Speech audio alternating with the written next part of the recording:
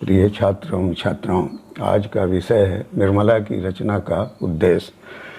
प्रेमचंद का युग राष्ट्रीय पराधीनता से उबरने के लिए संघर्षरत स्वातंत्र संग्राम का युग था। एक और ब्रिटिश साम्राज्यवाद के खूनी जबड़ों से निकलने के लिए जहां भारतीय जनजीवन का असफल प्रयास जारी था, वहीं दूसरी ओर देसी सामंतों एवं जमींदारों के कुकृत्यों तथा कुचक्रों का उसे सामना भी करना पड़ रहा था। तीसरी ओर जहां महाजनी सभ्यता गले की फांसी बनी हुई थी, वहीं चौथी ओर से पूंजीवादी सभ्यता का आक्रमण शुरू हो गया था। भारतीय समाज का आदर्श मृतप्राय था। संयुक्त परिवार टूट बिखर रहा था। कृषि सभ्यता उजाड़ बनती जा रही थी। अंधविश्वासों ने प्रगति के मार्ग को अवरुद्ध कर दिया था। आर्य समाज की आवाज़ें गूंज रही थी। गांधी की आंधी चल रही थी और दूर से मार्क्स लेनिन की रक्त क्रांति की चमक दिखाई पड़ रही थी। प्रेमचंद के सामने उपर्युक्त चुनौतियां थीं तथा उनसे उबरने के ये विकल्प थे। इन्होंने उपर्युक्त तीनों विकल्पों का मंथन किया, अंधानुकरण नहीं। जहां जिसकी ज़रूरत समझी वहां उसका उपयोग किया।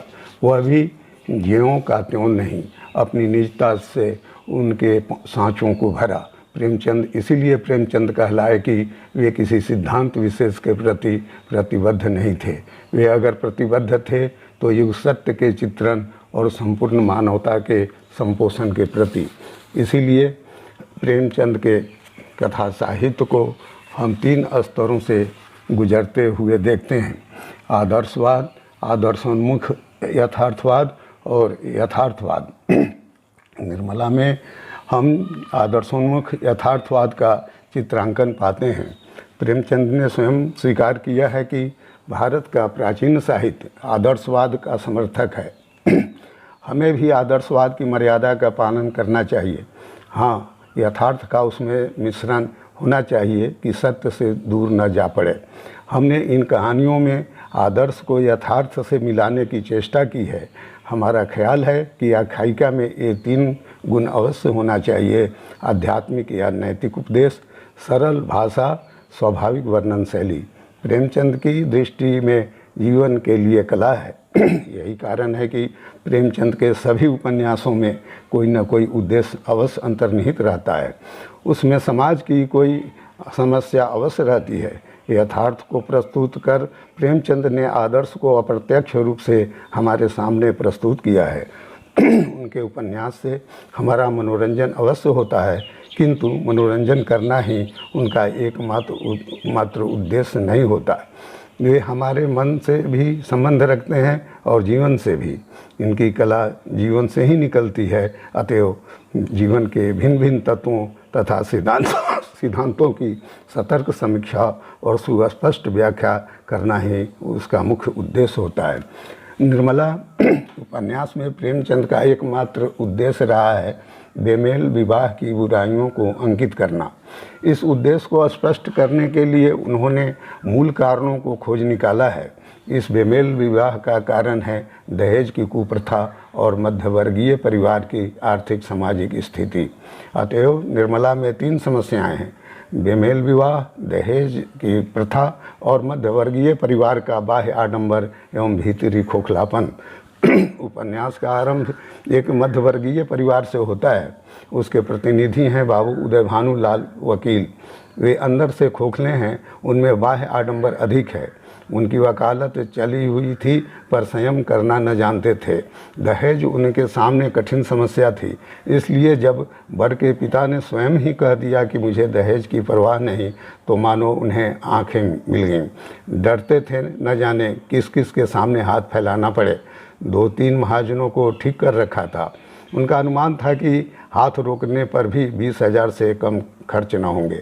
इस प्रकार उपन्यासकार प्रेमचंद ने यह दिखलाया है कि वे मिथ्या सामाजिक अपमान से कितना भय खाते हैं, जिसके कारण उन्हें कर्ज लेना पड़ता है। और एक दूसरा परिवार है जिसके प्रधान हैं आबकारी अफसर बाबू भालचंद्र सिन्हा। वे दिखाने के लिए तो कहते हैं कि दहेज लेना बुरा है, पर भीतर से दहेज पाने के लिए लालायित हैं। वे दहेज के नाम पर आर्थिक शोषण करना चाहते हैं। वकील साहब के मर जाने के बाद कल्याणी निर्मला के विवाह के लिए दहेज देने में बिल्कुल असमर्थ है। अंत में दहेज न देने के कारण कल्याणी उसका विवाह एक अधेड़ युवक मुंशी तोताराम से कर देती है। मुंशी तोताराम और निर्मला का विवाह तो हो जाता है।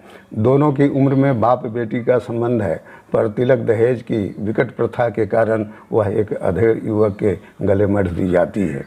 अब तक ऐसा ही एक आदमी उसका पिता था जिसके सामने वह सिर झुकाकर देह चुराकर निकलती थी। अब उनकी अवस्था का एक आदमी उसका पति था। वह अपना रूप और यौवन उन्हें न दिखाना चाहती थी क्योंकि वहाँ देखने वाली आंखें न थीं। निर्मला जब वस्त्राभूषणों से अलंकृत होकर आईने के सामने खड़ी होती और उसमें अपने सौंदर्य की सुषमापूर्ण आभा देखती तो उसका हृदय एक सतृष्ण कामना से तड़प उठता था। अपनी माता पर उसे विशेष क्रोध आता और बेचारे निरपराध तोताराम पर भी। इस प्रकार हम देखते हैं कि बेमेल विवाह से होने वाले कुपरिणामों को उपन्यासकार ने अत्यंत मनोवैज्ञानिक ढंग से पेश किया है। निर्मला एक पतिव्रता नारी है और वह उसी आदर्श पर चली है, लेकिन बेमेल विवाह के फलस्वरूप उसका पत्नीत्व कुचल कर रह गया। अपनी पत्नीत्व भावना को उसने मातृत्व भावना से पल्लवित किया, पर पति की आशंका ने इसे भी फलने फूलने न दिया। तोताराम को शंका हो गई थी कि मनसाराम और निर्मला में कोई अनुचित संबंध अवश्य है। इसके फलस्वरूप मनसाराम की मृत्यु हो गई, जिसके पश्चाताप में मुंशी तोताराम दुर्बल हो गए। धीरे धीरे घर की में अशांति फैल गई। निर्मला एक बच्ची की माँ बन जाती है, बीमार पड़ती है और अपनी संपूर्ण अनुभूतियों को रुक्मिणी से मरने के समय अपनी नवजात बच्ची की ओर संकेत कर कहती है, बच्ची को आपकी गोद में छोड़े जाती हूँ, चाहे कुंवारी रखिएगा, चाहे विष देकर मार डालिएगा, पर कुपात्र के गले न मढ़िएगा। इतनी ही आपसे मेरी विनय है। इन पंक्तियों के माध्यम से उपन्यासकार ने समस्या का समाधान प्रत्यक्ष रूप से न कर अप्रत्यक्ष रूप से किया है। यह समस्या समाधान आरोपित नहीं है। दूसरी ओर उपन्यासकार ने दहेज की प्रथा को अंत करने वाले व्यक्तियों को भी खड़ा किया है। इस प्रकार के पात्र हैं डॉक्टर सिन्हा, जो अपने छोटे भाई का विवाह बिना तिलक दहेज के निर्मला की छोटी बहन कृष्णा से करके समस्या को हल करते हैं। इस प्रकार हम देखते हैं कि उपन्यासकार ने समस्या को उपस्थित कर समस्या का निराकरण करने का भी प्रयास किया है।